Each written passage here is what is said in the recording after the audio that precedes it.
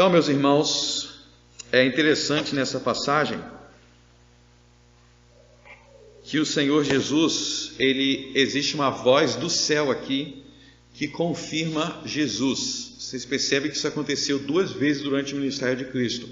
Uma foi no início, lá no batismo, o ministério de Cristo começou no batismo, e outra vez no final, duas vezes o Pai testificou audivelmente que Jesus era verdadeiramente o Filho de Deus, como havia sido testificado lá no Velho Testamento, no Êxodo 20, novamente também Deus falou diretamente do céu, testemunhando da verdade. E agora nós vamos para a parte 7, da nossa série de mensagens, e nós vamos para o livro de Efésios, Epístola de Paulo aos Efésios. Na semana passada, na nossa transmissão online, nós falamos de Efésios capítulo 5, versos 22 a 33. Nós falamos sobre buscando ao Senhor no casamento. Hoje nós vamos para o capítulo 6, que é uma continuação disso, e nós vamos falar sobre buscando ao Senhor com os nossos filhos. Então a gente falou sobre casamento, e agora nós vamos falar de filhos. Semana que vem a gente vai voltar a falar de casamento, mas em outra ótica. Mas hoje a questão é pais e filhos. Então nós vamos ler Efésios capítulo 6, dos versos 1 ao 4. Vós, filhos, sedes obedientes a vossos pais no Senhor, porque isto é justo. Honra a teu pai e a tua mãe, que é o primeiro mandamento com promessa, para que te vá bem e vivas muito tempo sobre a terra. E vós, pais, não provoqueis a ira a vossos filhos, mas criai-os na doutrina e admoestação do Senhor até aí. Amém. Então nós lembramos que a Epístola aos Efésios, ela é dividida em duas partes principais. A Epístola aos Efésios tem duas partes principais. A primeira parte é a parte que podemos chamar de teórica, que começa no capítulo 1 e vai até o capítulo 3. E vai até o capítulo 4, verso 16. Do capítulo 1 até o capítulo 4, verso 16, é a primeira parte da Epístola aos Efésios, que é a parte teórica, que é onde o apóstolo Paulo vai explicar doutrinas nas quais nós, como cristãos, devemos crer. As doutrinas nas quais devemos crer. Está do capítulo 1 até o capítulo 4, verso 16. A partir do capítulo 4, verso 17, é aquilo como devemos viver, é a nossa prática. Então a Bíblia é a nossa regra de fé, aquilo que devemos crer, e prática, como devemos viver. As duas coisas estão unidas e elas são bem divididinhas na Epístola de Paulo aos Efésios.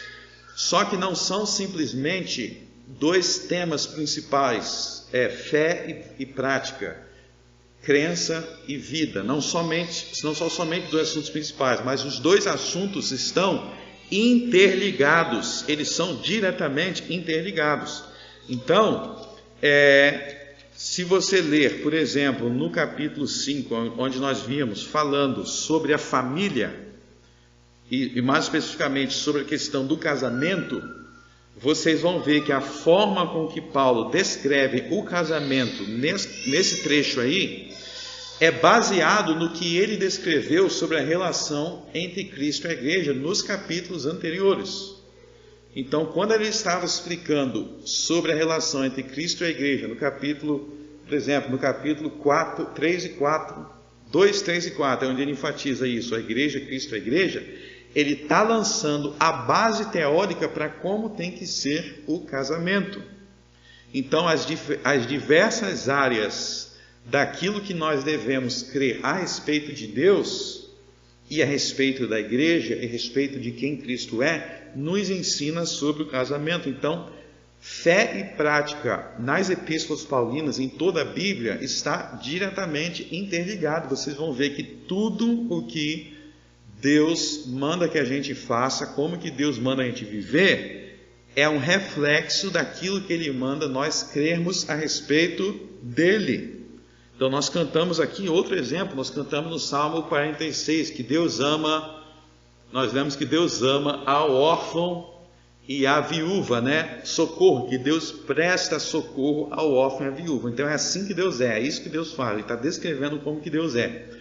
E vai ter outras passagens, como, por exemplo, no livro de Deuteronômio, que vai dizer, ó, vocês têm que socorrer o órfão e a viúva, porque eu socorro o órfão e a viúva.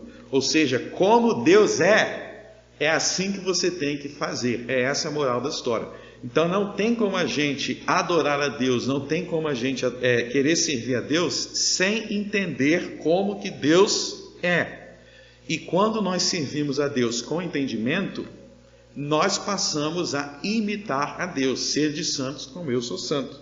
Existe uma imitação. A Bíblia ensina que você se torna como aquele ou aquilo que você adora. Isso é um tema muito recorrente na Bíblia. Por exemplo, no Salmo 115. No Salmo 115, quando o salmista condena os ídolos, ele termina dizendo, tornam-se semelhante a eles todos aqueles que o adoram. Ou seja, você serve a ídolos, você vai se parecer com esses ídolos. E Romanos 8 diz que nós que servimos a Jesus, nós somos conformados à imagem de Jesus. Então, se você serve a Jesus, você vai se parecer com Jesus. Se você serve a ídolos, você vai se parecer com ídolos. Você se torna como aquele ou aquilo que você se adora. Então, já é uma questão muito interessante que se você não se torna como Jesus, se você não vai se conformando para ser parecido com Jesus, provavelmente, ou melhor, certamente, é porque Jesus não é aquele que você adora. Se você não está se tornando parecido com Jesus, é porque você adora, tem outra coisa que você adora no lugar de Jesus. Salmo 115 ensina isso, Romanos 8 ensina isso, e esse é o grande tema de Efésios. O grande tema de Efésios é o mesmo princípio do Salmo 115, porque ele apresenta Jesus, ele apresenta o Evangelho, e aí ele vai descrever, a partir do capítulo 4, como que são aquelas pessoas que creem nessas verdades, que adoram Jesus. Eles vão viver as suas vidas assim, na esfera do casamento, e como nós vamos ver agora, na relação de pais e filhos, Efésios capítulo 6. Então, qual é a relação desse capítulo 6, que está na segunda parte da Epístola aos Efésios, com o que vem nos primeiros capítulos, que é a parte teórica? A gente vai ver rapidinho aqui, ó. Abre em Efésios 1, capítulo 3. Ele começa dizendo, ó: bendito o Deus e Pai de nosso Senhor Jesus Cristo, o qual nos abençoou com todas as bênçãos espirituais nos lugares celestiais em Cristo Jesus. Então, nesse capítulo primeiro aí, um dos temas do capítulo é a paternidade de Deus, é que Deus é o nosso Pai e que nós somos filhos de Deus. Então, aquilo que ele ensina sobre Deus como nosso Pai e sobre nós, os crentes, como filhos de Deus, é a base para o que ele vai dizer sobre a relação de pais e filhos humanos. Ou seja, aquilo que nós cremos acerca da paternidade de Deus, o que nós vamos realmente acreditar, não só o que a gente diz, mas o que a gente realmente acredita no nosso coração, vai determinar a maneira com que nós nos relacionamos na esfera humana com os nossos filhos e com os nossos pais. Então, tudo na Epístola aos Efésios é assim. Então, vamos voltar lá em Efésios 6. Diz assim, ó: vós, filhos, sedes obedientes a vossos pais no Senhor, porque isto é justo. Honra teu pai e a tua mãe, porque é o primeiro mandamento com promessa. Então aí, ó, ele está falando do quinto mandamento. Honra teu pai e tua mãe é o primeiro mandamento com promessa. Ele está falando do quinto mandamento do Decálogo. E aqui já nos mostra a importância dos 10 mandamentos para a ética cristã do Novo Testamento também. Tem gente que fala assim, não, os 10 mandamentos é só para o Velho Testamento. Se é só para o Velho Testamento, por que Paulo faz questão de dizer aqui Eu estou explicando o quinto mandamento. É isso que ele está dizendo. Estou explicando o quinto mandamento. E aí ele diz, primeiro ele fala no verso 1, 2 e 3, ele dá direcionamentos para os filhos, e no verso 4 ele dá orientações para os pais. Primeira coisa que ele fala para os filhos é que os filhos devem ser obedientes. Vós, filhos, sejam obedientes a vossos pais. Então a primeira obrigação dos filhos em relação aos pais aí é a obediência. E obediência é um conceito muito simples de entender. Obediência quer dizer que alguém está dando uma ordem e o outro está seguindo essa ordem que foi dada. Muito simples. Alguém deu uma ordem e você vai seguir. Vós, filhos, sede obedientes aos vossos pais. Então, essa mandamento aí pressupõe que os pais têm não somente o direito, mas o dever e a autoridade dada pelo próprio Deus, uma obrigação de dar ordem para os seus filhos, de dar orientação aos seus filhos, de dizer o que o filho tem que fazer e o que o filho não tem que fazer. E da parte dos filhos existe a obrigação de fazer aquilo que os pais mandaram. Esse conceito de obediência é muito importante na Bíblia. Há poucas coisas que Deus demonstra amar tanto na Bíblia do que a obediência. Deus ama a obediência. E na Bíblia aí entra uma ideia muito importante. Se a gente vai entender a obediência como algo fundamentado em Deus, a gente precisa entender como que Deus define obediência. E aí eu quero chamar a atenção para um ponto para vocês. Tem uma história lá no Velho Testamento, no livro de 1 Samuel, que conta a história do primeiro rei de Israel. O primeiro rei de Israel foi Saul, da tribo de Benjamim. E a história de Saul é uma das mais importantes histórias da Bíblia para nos ensinar sobre obediência. A história de Saul, vocês querem aprender sobre obediência, a história de Saul é muito importante. Mas veja bem, a história de Saul era o seguinte: Israel pediu um rei, a gente quer ter um rei igual todas as nações ao redor, e este rei vai lutar nossas guerras, vai fazer isso. Aí Samuel foi lá e falou, tá bom. Aí Deus enviou Saul, dentro da sua providência, Saul conheceu Samuel, e Samuel ungiu Saul, por ordem de Deus, Samuel ungiu Saul como rei. Só que aí Saul, ele tinha um problema muito grande com obediência. Por quê? Porque Deus falava para fazer isso daqui, ó, faça isso daqui. E aí, se você for analisar Saul não tinha nenhum momento que ele não fazia, pela definição moderna ou atual que as pessoas têm de obediência, não tinha nenhum momento que você poderia falar assim, Saul não fez completamente o que Deus mandou. Ele sempre fazia o que Deus mandou, mas era sempre de uma forma parcial. Era sempre pela metade. E ele sempre tinha, abre aspas, uma boa explicação. Então vamos lembrar de alguns exemplos. Tem um determinado momento que Deus falou para Saul por meio do profeta Samuel: Saul, você vai em tal lugar. Quando você estiver em tal lugar, você vai esperar 7 dias pela chegada do profeta Samuel.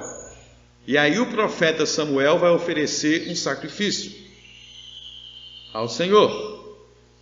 E aí chegou naquela situação de uma guerra, começou Israel a perder a guerra. E aí passou um dia, passou 2 dias, passou 3 dias, passou 7 dias, nada de Samuel chegar. Mas ele falou que seria no 7º dia, né? Mas ele falou, chegou no dia 7. Cadê Samuel? Não chegou ainda. E nós estamos perdendo a guerra, disse Saul, rei Saul.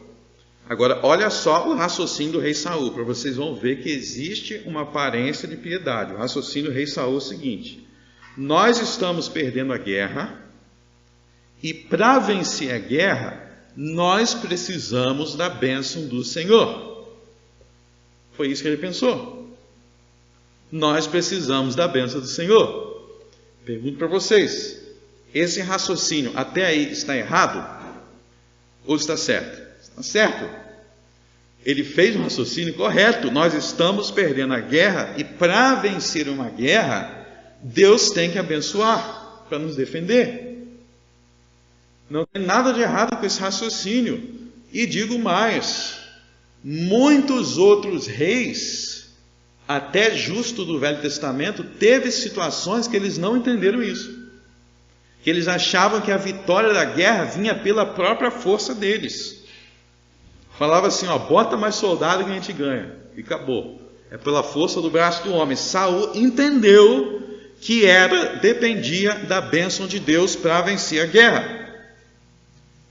Só que aí, o que Saul faz? Bom, se eu preciso da bênção de Deus, e Samuel não está aqui, então eu mesmo vou oferecer o sacrifício, porque eu preciso da bênção de Deus. Então vocês veem que ele tinha um pensamento até certo ponto correto, mas com uma aparência de piedade, mas no fundo não era, porque Deus não falou. Você oferece sacrifício. Deus falou, espera Samuel, e Samuel vai oferecer o sacrifício. Aí foi lá Saul ofereceu o sacrifício.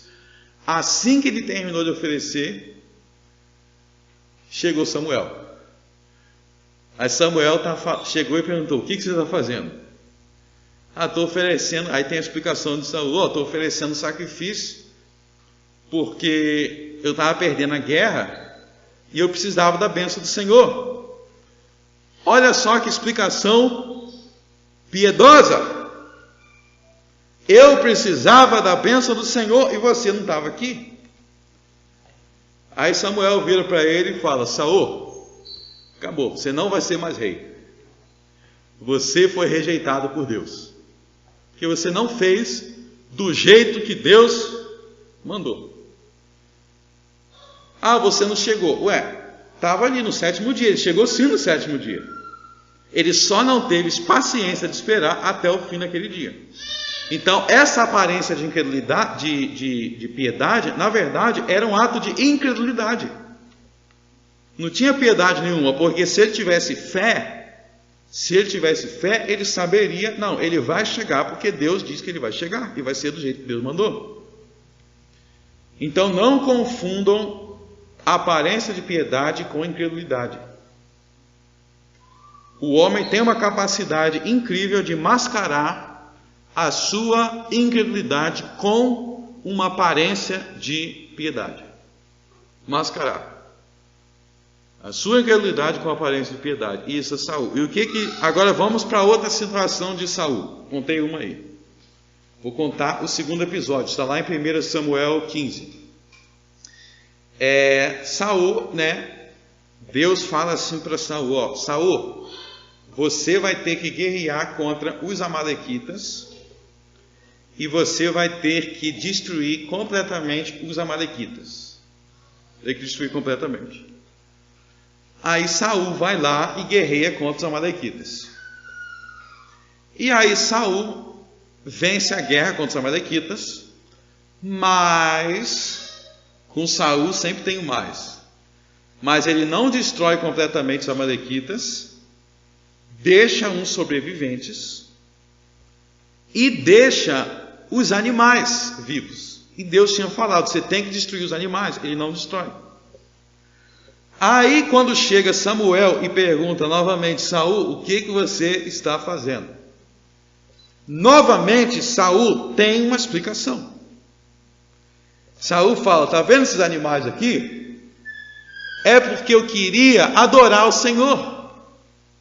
Eu queria sacrificar os animais ao Senhor. É por isso que eu não matei esses animais, porque tinha que ter um sacrifício ao Senhor, não é isso, Samuel? O que Samuel responde para ele? Obedecer é melhor do que sacrificar. Você não tem que ficar achando que Deus precisa de sacrifício. Se Ele mandou matar, você tem que matar todos os animais. Mas novamente Ele tem uma explicação piedosa para explicar por que Ele não está fazendo do jeito que Deus mandou. Ele tem uma explicação. Eu quero oferecer sacrifícios ao Senhor. Deus não gosta de sacrifício. Samuel falou, Deus gosta de sacrifício quando Ele manda sacrificar. Tem tanto prazer o Senhor em animais, mais do que obedecer a sua voz? Então, o que toda essa história, se você for lendo a história de Saul, é assim. Sempre desobedecendo, mas sempre em partes. E Deus sempre o rejeitando. Aí sabe quando que Saul decidiu que ele queria ouvir Samuel? Ele falou assim, agora eu vou passar a ouvir Samuel. Depois que Samuel morreu, ele falou, agora eu preciso de Samuel. Aí ele vai procurar uma médium. Olha a aparência de piedade aí. Eu quero ouvir o profeta falar. Eu quero ouvir o profeta. Agora eu quero ouvir o profeta. Depois que ele está morto, né? Mas o que isso nos ensina? Por que acontece? É uma das mais importantes histórias sobre obediência. Que obediência na Bíblia não é fazer as coisas pela metade. Obediência na Bíblia é fazer as coisas com diligência, esforço e exatidão. Nunca se esqueçam dessas três palavras: diligência, esforço, exatidão, precisão. Se Deus mandar fazer algo, faça com excelência, com precisão, com exatidão. A nossa cultura moderna, existe uma tendência de pensar como Saul. E todos nós que somos brasileiros precisamos acordar para essa realidade brasileira. Isso é um problema grave na cultura brasileira.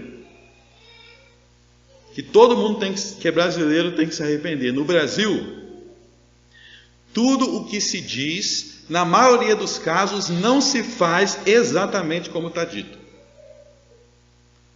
A tendência do brasileiro é, se fizer aproximado ou meio parecido, tá bom, e é isso que se leva na igreja, é essa cultura que se leva na igreja. O brasileiro, ele é pontual? Ele não é pontual. Estou falando da cultura brasileira, porque ele acha que não tem que ser exato, preciso, com excelência. Ele acha que tem que ser de qualquer jeito. Vai fazendo de qualquer jeito, e ele eleva isso para o serviço a Deus.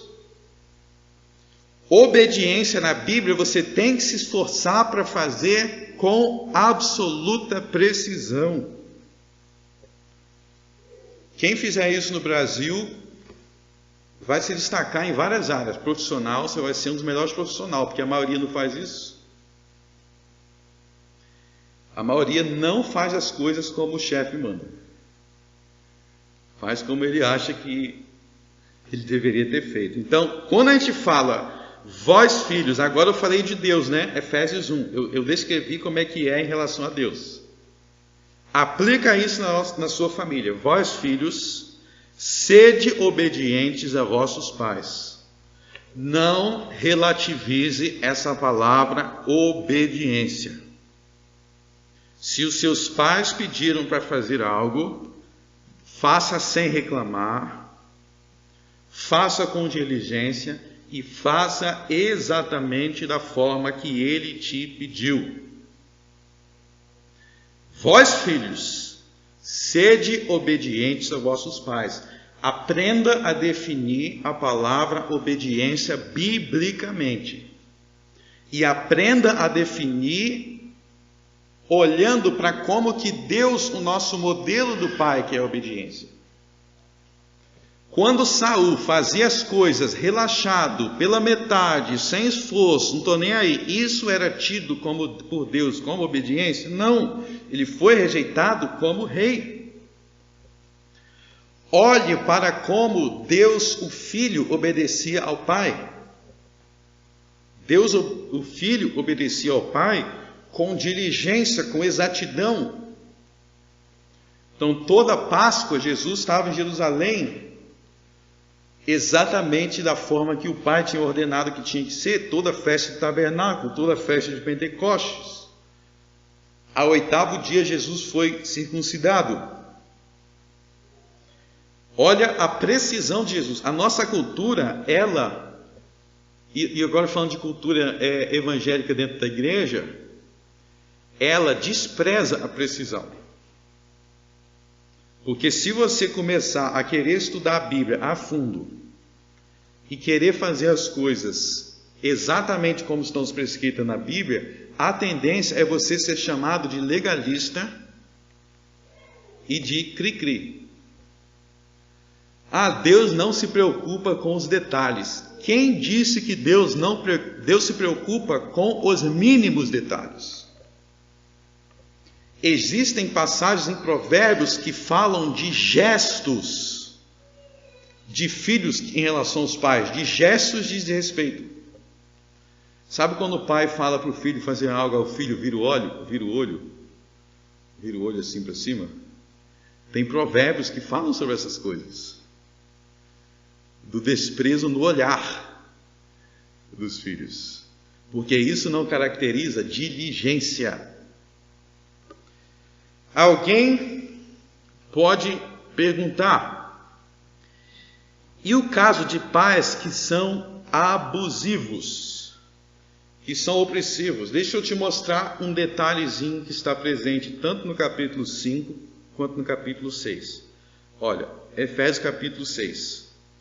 Vós, filhos, sedes obedientes a vossos pais no Senhor. Está vendo esse no Senhor aí? Volte para o capítulo 5, verso 22. Vós, mulheres, sujeitai-vos a vossos maridos como ao Senhor. Então, todas as passagens do Novo Testamento que falam de obediência, que falam de submissão, vocês sempre vão encontrar alguma coisa no texto que limitam a autoridade dos pais e dos maridos. Como assim limita a autoridade dos pais e dos maridos? No sentido de que, quando ele fala no capítulo 6, verso 1, de obediência aos pais, é obediência aos pais no Senhor. Ou seja, se os pais der ordens que não estão de acordo com as ordens do Senhor, neste caso a autoridade deles é nula. Porque não é simplesmente sede obediente aos vossos pais, ponto final. Sede obediente aos vossos pais no Senhor. Então, a autoridade dos pais é limitada pela autoridade de Deus. De forma que os pais não têm autoridade que exceda a autoridade de Deus. E o Senhor Jesus foi muito claro sobre esse ponto nos evangelhos, quando Jesus ensinou, por exemplo, em Mateus 10, que é necessário amar a Ele mais do que os nossos pais. De modo que se os nossos pais nos derem ordem que não estão de acordo com as ordens de Jesus, nós devemos obedecer a Jesus e não os nossos pais. Você vê essa limitação, então, da autoridade dos pais, é limitado ao Senhor. Existe uma limitação da autoridade do marido. Então, se o marido falar assim, esposa, você não deve mais frequentar a igreja nenhuma, você não deve ser mais cristã. O que a esposa deve fazer?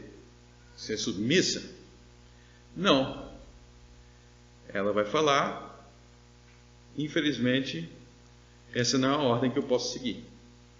Eu vou continuar sendo cristã. Ela não está sendo insubmissa.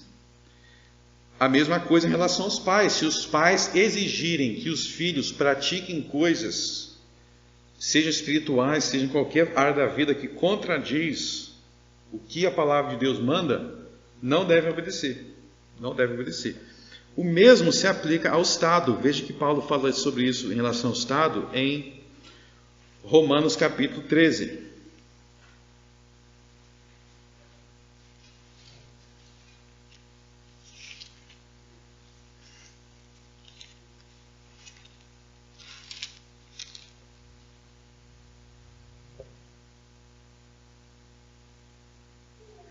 Verso 1.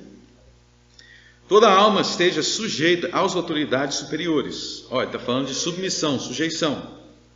Só que olha só o que ele vai dizer em seguida. Porque não há autoridade que não venha de Deus, e as autoridades que há foram ordenadas por Deus. Então, existe aí uma limitação dessa autoridade. Então, vê que toda passagem que fala de submissão no Novo Testamento limita a jurisdição dessa submissão àquilo que foi ordenado por Deus. Então, por isso que lá em Efésios 6, verso 1, podem voltar, ele diz: sede obediente a vossos pais no Senhor, porque isto é justo. Então, aquilo que seus pais estiverem ordenando no Senhor, aquilo que eles mandarem no Senhor, é justo que você obedeça com diligência, esforço, exatidão. Diligência, esforço, exatidão. Não faça careta, não fique murmurando, não reclame, faça o que ele pediu, porque isto é justo perante o Senhor. E versos 2 e 3, existe uma promessa de Deus para aqueles que cumprem este mandamento, promessa de longevidade. Então, aqueles que honram seus pais, ou seja, que na prática são diligentes, esforçados para obedecê-los, são recompensados com promessa de vida. Inclusive, esse verso 3 responde àqueles que ensinam que as bênçãos prometidas no Velho Testamento não se aplicam no tempo do Novo Testamento. É aqueles que dizem assim, as promessas que Deus fazia lá no Velho Testamento não valem mais para o Novo. Aqui nós vemos que não é essa verdade. Porque aqui Paulo está dizendo que aquela promessa lá do 5º mandamento continua a valer até hoje. E você tem que continuar, ter a esperança de alcançar essas promessas. Então, quando você lê lá no livro de Deuteronômio 28, que se uma nação for obediente a Deus, vai ter isso, isso, isso, isso. Se a nação for desobediente a Deus, vai ter isso, isso, isso. Você tem que entender que isso continua a vigorar. E aí você vai entender melhor o Brasil. Você vai entender melhor o Brasil, porque você vai ver que não está ali o Brasil muito bem no rol da obediência. E são aquelas coisas que acontecem no Brasil. Ou seja, as promessas e ameaças de Deus, elas são para todas as épocas. E você vê aqui que as promessas de Deus à obediência, elas devem ser um estímulo para a nossa santidade. Então, para que servem as promessas de Deus à obediência? Para estimular a sua obediência.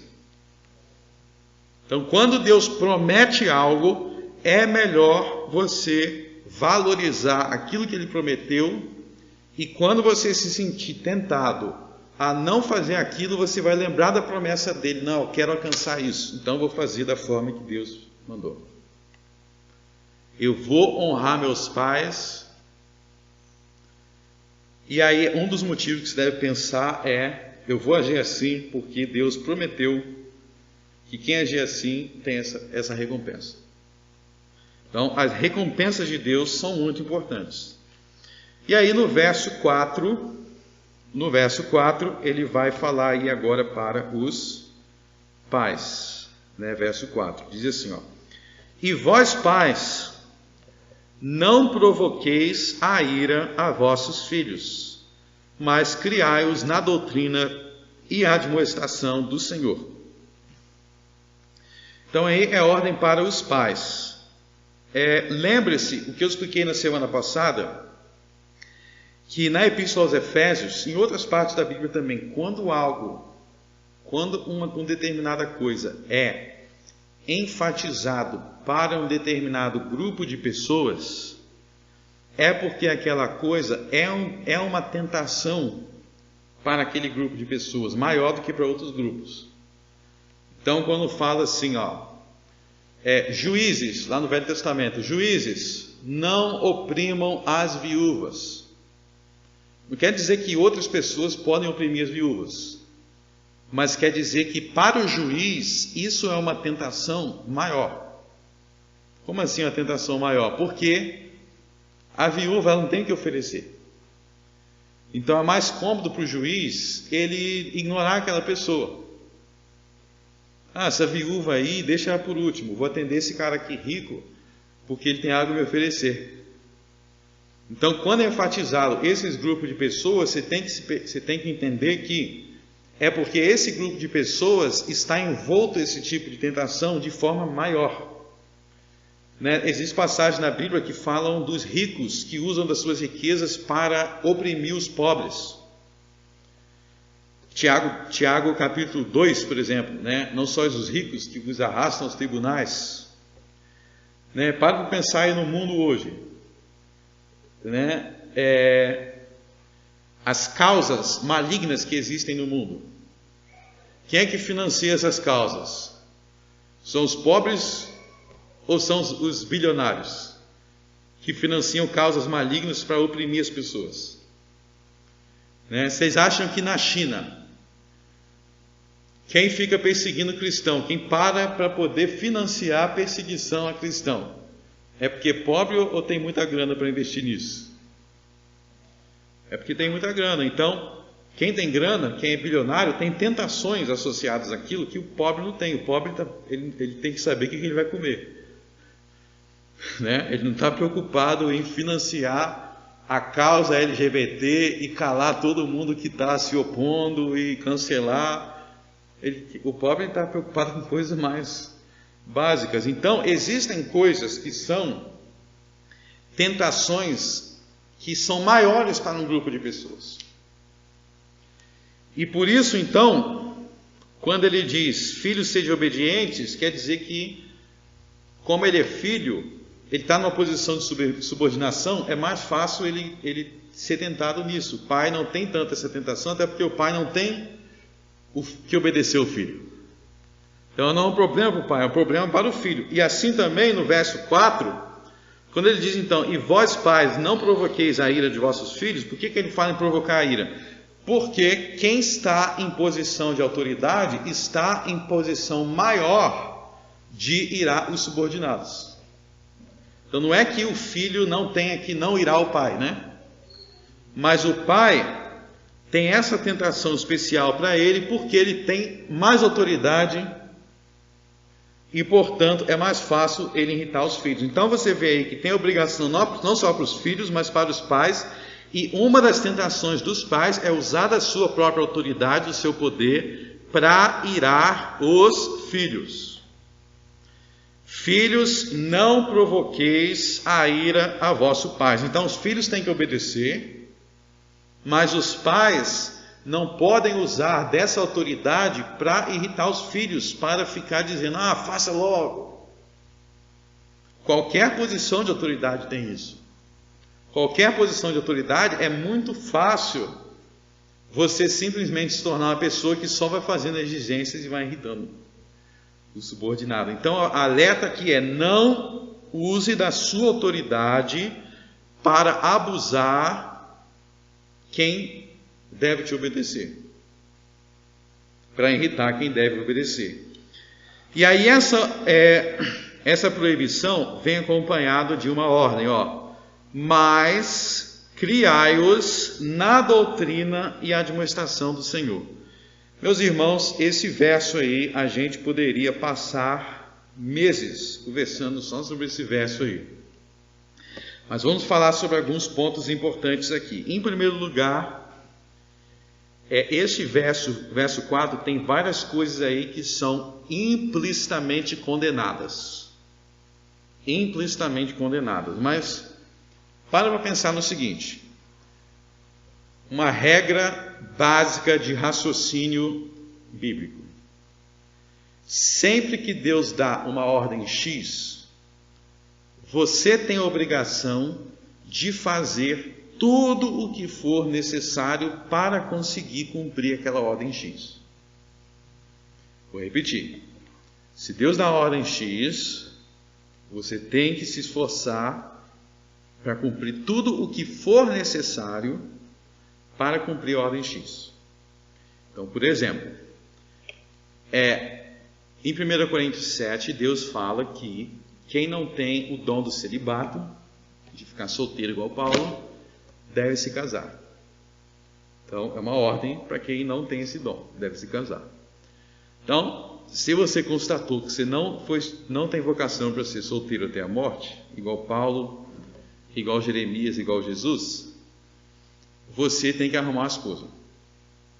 Você tem que arrumar a esposa. Porque se você não tentar arrumar uma esposa, Paulo diz que você vai viver em tentação. Então, se você é um homem solteiro, você tem que se perguntar, se Deus mandou eu casar, então eu tenho que fazer tudo necessário para eu conseguir me casar. Então, implícito nessa ordem, se case, está a ordem, consiga um trabalho para você sustentar a sua família. Está a ordem, se você é um jovem solteiro, faça amizades para você conhecer alguém e ter com quem se casar. Tem gente que fala assim, eu quero me casar, mas eu estou orando para Deus enviar alguém. Problema, a pessoa só fica trancada dentro de casa, isolado, nunca fala com ninguém. Deus não vai mandar uma mulher bater na sua porta dizendo, casa comigo. Você vai ter que ser uma pessoa mais sociável, tá bom? Você vai ter que fazer amizade, você vai ter que ser mais sociável.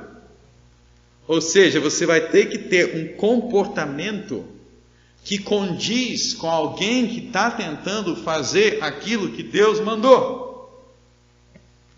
Então Deus mandou, sustenta a sua família. Mandou X, sustenta a sua família. O que você precisa fazer para sustentar a sua família? Você precisa se profissionalizar. Tudo o que Deus manda está implícito naquele mandamento, todas as coisas necessárias para o seu bom cumprimento com diligência, exatidão e esforço. Tudo que Deus manda. Então, vocês sabem que na Bíblia Deus mandou eu ir no mercado comprar pão. Você pergunta, aonde que Ele mandou eu ir no mercado comprar pão? Quando Ele mandou celebrar a ceia do Senhor com pão. Se Ele mandou celebrar a ceia do Senhor do pão, é necessário eu fazer o que no meu contexto é necessário para ter esse pão nessa mesa. Da mesma forma, vamos ver as coisas condenadas no verso 4. Por exemplo, o verso 4 condena pais que têm filhos sem ser casados. O verso 4 condena pais que têm filhos sem serem casados. Por quê? Porque se você não está na mesma casa que o seu filho todos os dias, você não tem como criá-lo na doutrina e administração do Senhor. É simples. Então, se alguém é um homem que teve um filho com a mulher e não é casado com ela, como que ele vai criar o seu filho na administração, na doutrina do Senhor, se ele não está presente na mesma casa? Não tem como. Existem pais que se divorciam e falam assim, não, eu me divorciei, mas eu pego meu filho toda semana. Todo sábado e domingo eu passo com meu filho. Que grande forma de mentir para si mesmo. Que grande forma de mentir para si mesmo. Que grande forma de argumentar como o maldito rei Saul. Se você pega o seu filho sábado e domingo, você não vê seu filho todos os dias e você é um pai negligente. pelo simples fato de você não beijar o seu filho todos os dias antes dele dormir. Não existe pais e filhos morando em casas separadas e dizer que está dando atenção. Não, não está, independente do motivo do divórcio. Mesmo que seja por motivos justos e lícitos, como no caso de alguém que sofreu adultério, a gente tem que reconhecer que o filho está sendo prejudicado porque o pai ou a mãe não está presente. É simples assim. Não está presente. E se você estiver presente todos os dias, então vai ser como se você tivesse casado. Então só aí você já vê um dos motivos pelo qual a Bíblia condena a fornicação, que é se relacionar sem estar casado. A Bíblia condena o julgo desigual, que é se casar com alguém que não professa a verdadeira fé cristã. Está tudo condenado nesse verso. Se você se casar com um homem que não professa a verdadeira fé cristã, como é que ele vai criar o teu filho na demonstração e doutrina do Senhor em toda submissão? Não vai. Então, essa é uma grande crise que nós temos no Brasil. A maioria dos brasileiros tem filhos fora do casamento. A maioria das famílias brasileiras são destruídas. Isso é um fato que todo brasileiro precisa encarar. Eu conheço poucas pessoas que não têm filho fora do casamento. Seja na fornicação, seja no adultério, seja em um monte de casamento que teve ao longo da vida. E isso não permite o cumprimento do verso 4. Além disso, veja que criai-os na doutrina e admoestação do Senhor, também, além de condenar todos os fornicadores adúlteros e que entram em julgo desigual, condena todos os cristãos que não se importam com a leitura da Bíblia e com o estudo da teologia. Todos os cristãos que não se importam com a leitura da Bíblia, com a oração e com a teologia estão condenados no verso 4, porque não tem como você criar os seus filhos na doutrina de demonstração do Senhor se você mesmo não tem nada a oferecer ou a dizer. Como é que você vai criar os seus filhos na doutrina do Senhor se você não sabe o que é a doutrina do Senhor? Se você não sabe o que a palavra de Deus ensina, se você não sabe o que é que o Senhor ensinou na Sagrada Escritura, você não vai ensinar na doutrina, na administração do Senhor. Você vai ensinar com base no seu achismo, com base em palpites, com base em legalismo, com base em tradições humanas, mas tudo menos na doutrina e administração do Senhor. Então são condenados no verso 4. Você vê que essa ordem é dada desde Moisés. Deuteronômio 6. Abre Deuteronômio 6.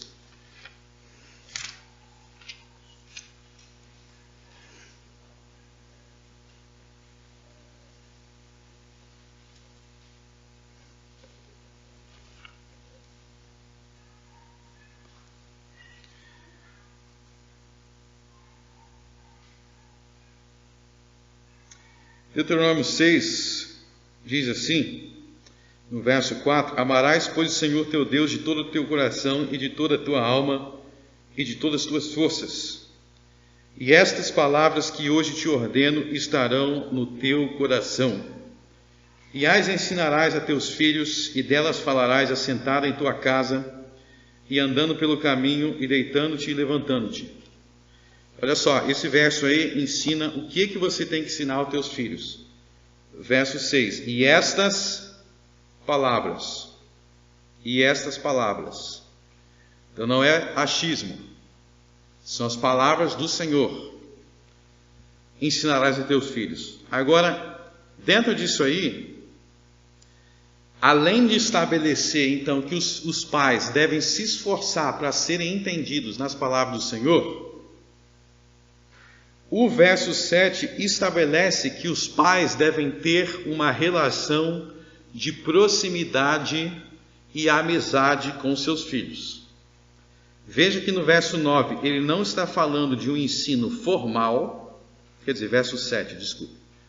Ele não está falando de um ensino formal, mas delas falarás assentado em tua casa, andando pelo caminho, deitando-te e levantando-te. Ou seja, ele está citando situações em que os pais passeiam com os filhos, em que os pais conversam com os filhos dentro de casa, em que os pais têm momentos junto com os filhos, andando pelo caminho, ou seja, eles estão passeando, eles estão andando por aí juntos.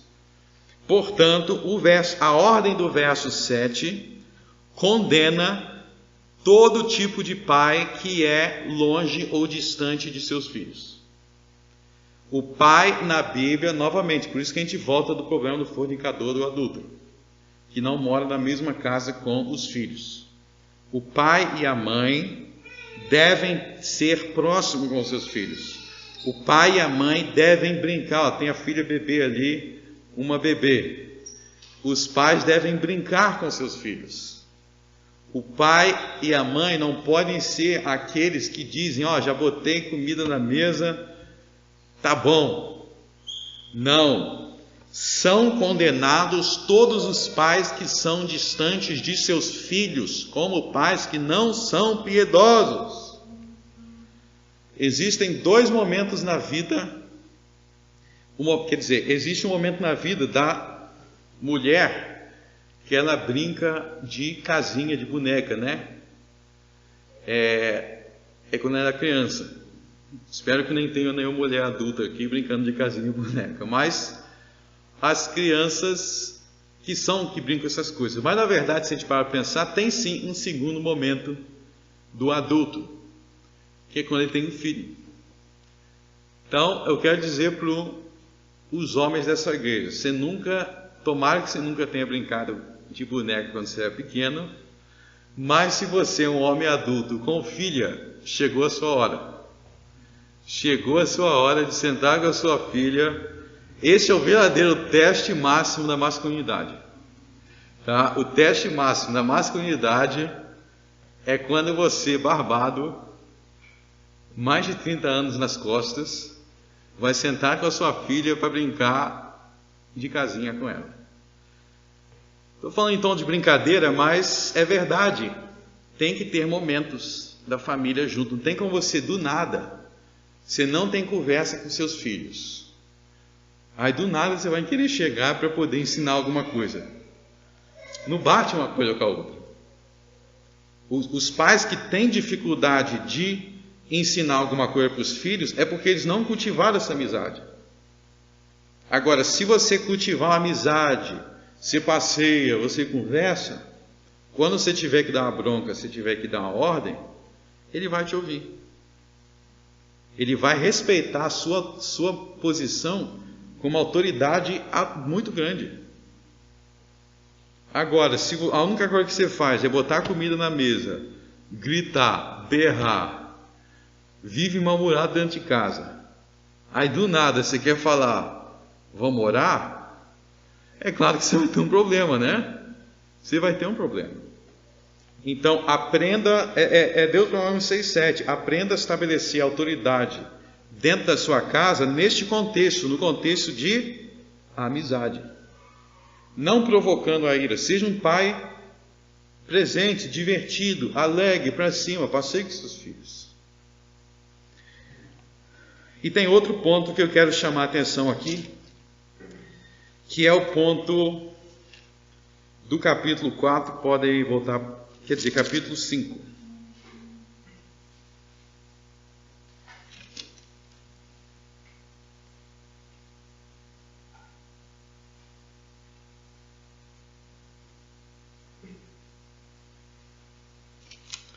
Capítulo 5 tem a repetição aí dos 10 mandamentos.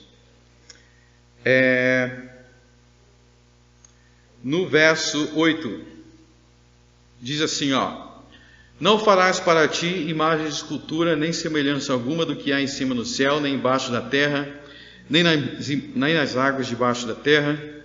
Não te encurvarás a elas, nem as servirás, porque eu, Senhor teu Deus, sou Deus zeloso, que visita a iniquidade dos pais nos filhos, até a 3ª e 4ª geração daqueles que me odeiam. Então aí o segundo mandamento. No segundo mandamento nós somos proibidos de fazer imagens de Deus. E aí vocês devem lembrar que nós cremos em um Deus triuno. Deus é o Pai, o Filho e o Espírito Santo. Então nós somos proibidos de fazer imagens de Deus, o Pai, do Filho e do Espírito Santo. Mas eu quero que vocês observem um detalhe muito importante no verso 9.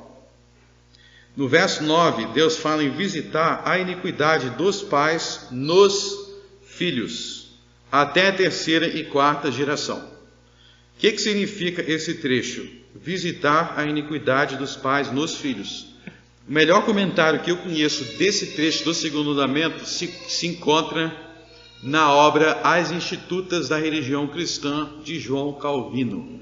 Quem tem as Institutas da Religião de João Calvino em casa, eu recomendo ler o comentário inteiro do segundo mandamento, porque ele explica essa parte muito bem, de forma muito minuciosa. Mas eu vou explicar aqui de forma resumida para vocês. Quando ele fala visitar a iniquidade dos pais nos filhos, a ideia não é, como muitos pensam, que o pai cometeu um pecado, e aí, por esse pai ter pecado, o filho ou neto ou bisneto vai ser castigado, independente do pecado dos pais. Quer dizer, independentemente do seu próprio pecado. Então a ideia não é, o pai pecou, o filho não tem nada a ver com isso, mas ele vai ser castigado mesmo assim porque o pai fez aquilo. Não é isso. A ideia é a iniquidade dos pais nos filhos, ou seja, aquela mesma iniquidade que o pai tinha, o filho continuou. Então, o castigo pressupõe que uma geração está seguindo os mesmos passos da geração anterior, e por isso são castigados, porque eles não são inocentes, mas são imitadores dos pecados de seus pais. Como Jesus falou lá antes do sermão profético, na sua última semana de vida, ele fala: vocês são como os vossos pais. Vossos pais perseguiram os profetas, vocês também perseguem. Portanto, a iniquidade dos seus pais vai ser castigada em vocês, porque vocês fazem a mesma coisa. Mateus 23. Então, observe que o segundo mandamento é o único dos 10 mandamentos que mencionam os filhos e a descendência diretamente, explicitamente. E o aviso aqui então é: não faça e não adore imagens, porque se você fizer, isso vai ter consequências para gerações futuras. Então existe aqui uma advertência explícita sobre o perigo das imagens para com os teus filhos. E isso é uma alerta que precisa ser dada em nossos dias, porque na cultura cristã moderna, as crianças não são ensinadas, não costumam ser ensinadas com a própria Bíblia. As crianças cristãs não estão sendo ensinadas com catecismos. Por quê? Porque se elas são crianças, a gente tem que ensinar elas através de desenhinhos. E aí a gente cerca as crianças de imagens de Jesus. E fica enchendo as crianças de imagens de Jesus, que é exatamente o que verso 9 manda não fazer. Então, eu vou dar um aviso para vocês. Imagens de Jesus não têm poder espiritual para edificar o seu filho, mas tem poder espiritual de corrompê-lo. Ou deixa eu dizer isso de outra forma. O seu filho nasceu em pecado, ele foi concebido em pecado. Nós não somos pelagianos. Nós não cremos que as crianças nascem imaculadas. As crianças, Salmos, tem tantas passagens na Bíblia, Salmo 51, livro de Gênesis, o próprio Jesus, as crianças nascem em pecado, como se fosse uma semente. Ainda não deu todos os frutos que vai dar quando tiver adulto, já tem a semente, mas se o seu filho tem uma natureza pecaminosa, a última coisa que você tem que fazer é querer ensiná-lo através de ídolos. Porque se você usar ídolos dizendo que ele é criança, ele vai se apegar aos ídolos. E a última coisa, o que você tem que fazer? Se ele nasceu em pecado, só tem uma coisa que pode tirá-lo do seu estado de morte espiritual, que é a graça de Deus. E Deus deu meios em sua palavra para tirar o seu filho do estado de corrupção. Os meios que Cristo deu em sua palavra para alcançar os perdidos são suficientes para o seu filho. Então, se você quer ter um filho que é temente ao Senhor, confie nos meios de graça que Deus deu, não se apoie em invenções humanas. Papo muito sério. Tem muitas passagens da Bíblia que falam diretamente sobre isso. Diretamente. Não ensine seus filhos através de imagens, de escultura de Jesus, do Deus o Pai, do Espírito Santo. Porque esses meios não são eficazes para torná-los santos regenerados. O seu filho não precisa de auxílios pedagógicos humanos, ele precisa da graça de Deus.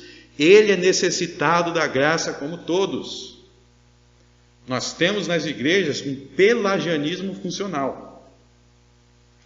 Os pelagianos diziam que as crianças nasciam imaculadas. Era uma heresia do século V, 1500 anos atrás, que dizia que a criança nasce imaculada.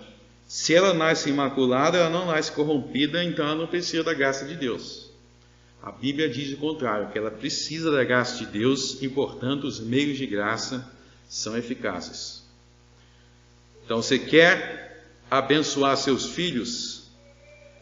Leia a Bíblia com eles, ore com eles, explique para eles o que é o significado da ceia do Senhor, Êxodo 12. As crianças não subestimem as possibilidades da graça de Deus para as crianças. Nós temos vários exemplos aqui nessa igreja. Crianças aí de 4 ou 5 anos, os pais criam essas crianças na demonstração na doutrina do Senhor, e a gente já vê frutos da graça de Deus nessas crianças, que são criadas assim. Se for depender de imagens para ensinar seus filhos de Jesus, Deus não prometeu graça comunicada através de imagens. E a gente vai ver aumentar muito isso nos próximos dias, quando não é pior, né? Vamos ensinar sobre Jesus através do coelhinho da Páscoa.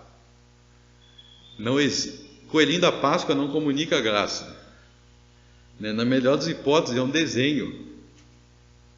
Não é meio de graça para você querer que vai contribuir para os seus filhos. Então, isso é criar os filhos na administração do Senhor. E esse aviso é dado com muita ênfase também no capítulo 4. Mas essa é a palavra que eu queria deixar para vocês, meus irmãos. Busquem a Deus com a sua família. Maridos, busquem a Deus com as suas esposas. Pais, busquem a Deus com seus filhos. E eu queria dizer uma última coisinha. Eu disse que a primeira metade de Efésios é a base para a segunda metade. Qual o primeiro assunto da epístola aos Efésios, nessa primeira parte teórica? Predestinação. O que é predestinação? Predestinação quer dizer que Deus tem um plano eterno para nós.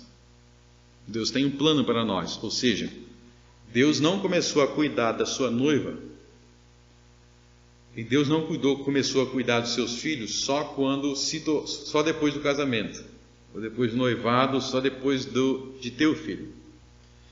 Deus tinha um plano eterno para com os seus filhos, antes de seus filhos existirem. Deus tinha um plano eterno para a sua noiva, antes da sua noiva existir. Por isso, você tem que começar a pensar nos seus filhos antes deles existirem. Formar uma família, antes de formar família, você já tem que ter um plano. Os planos que os homens criam devem ser análogos à predestinação de Deus. Deus, antes de fazer, Ele planejou. Esse é o significado de predestinação. Antes de fazer, Ele planejou. Então, seja uma pessoa que faz planos. Se fala assim, eu sou solteiro, não tenho filhos ainda. Então, esse sermão não precisa me preocupar agora. Negativo. Você tinha que estar preocupado com seus filhos antes de você se casar, na verdade. Você já tinha que estar lendo sobre como é que eu vou ser um pai. Como é que eu vou ser um marido.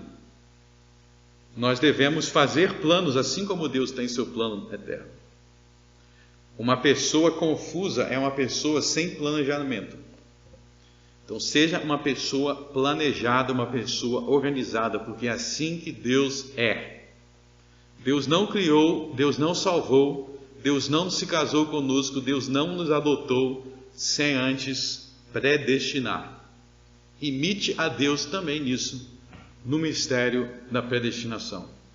Vamos orar. Senhor nosso Deus, graças te damos, porque Deus nos amou antes de existirmos.